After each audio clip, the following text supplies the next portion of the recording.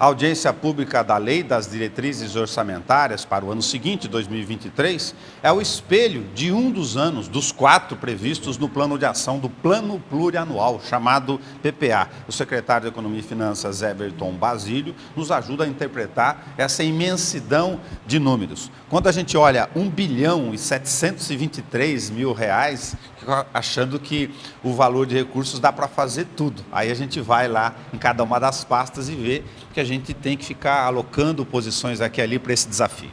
Exatamente. Embora a gente tenha esse montante de previsão orçamentária para 2023, se a gente for ver os gastos fixos mesmo, com relação ao pessoal, benefício e etc., os compromissos já firmados tanto pela Prefeitura quanto os outros órgãos, a gente facilmente pode falar aí que 90% a 95% dos recursos já são comprometidos já desde o início com o custeio da máquina. Mas esse movimento pedagógico para o ouvinte da rádio e também da TV Câmara. A LDO, eu falei que é um espelho do PPA, aí no setembro vem com o orçamento, aí ele reflete em números aquilo que está sendo previsto hoje?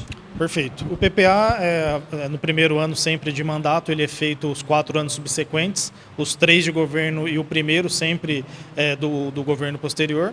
A LDO, ela trata de forma mais macro, que é o que foi discutido na Câmara, com relação a metas, as prioridades do que o governo pretende para o exercício de 2023.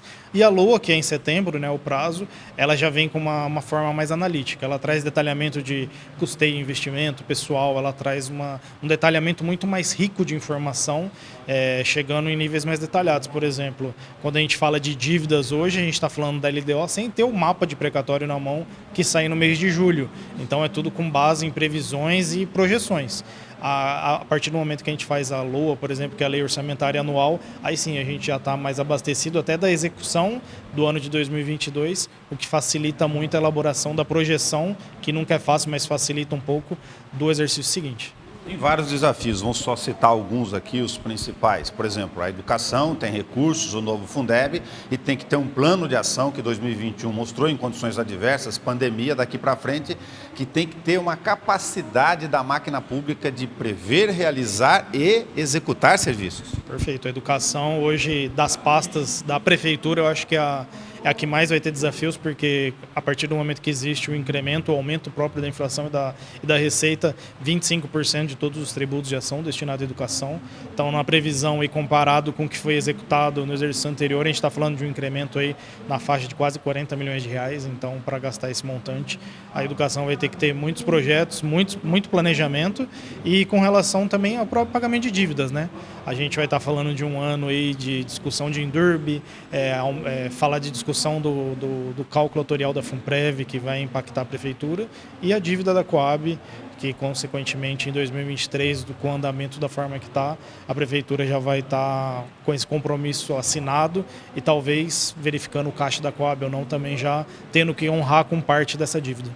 As pessoas têm dificuldade de lidar no dia a dia, até porque o cidadão comum não conhece DLDO, PPA, LOA, e questões fiscais, mas talvez o exemplo que eu vou dar ajude muito. Porque na Endurbe você fala em aporte, mas é uma prestadora de serviço por nota fiscal, já ajudando na resposta, e na Coab a gente está falando de renegociação de dívida do passado. Exato.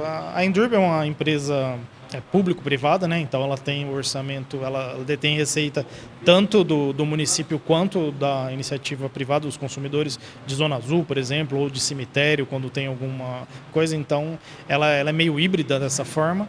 E a Coab, ela é uma SA, a prefeitura é a majoritária, e já teve leis de governos anteriores que se comprometeram com empréstimos feitos na época utilizando o FGTS de garantia.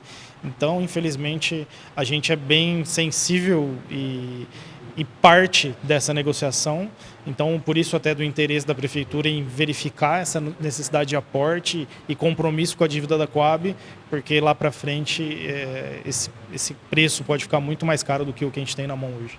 Falar de apenas algumas notícias boas, para não falar só de conta na Prefeitura, tem investimento em iluminação pública, não só de acordo, tem previsão também relacionada à questão de obra, SEAR, maquinário, infraestrutura e ampliação de serviço. Sim, né, na linha até do que a prefeita sempre falou e que foi tema da campanha dela, a zeladoria da cidade.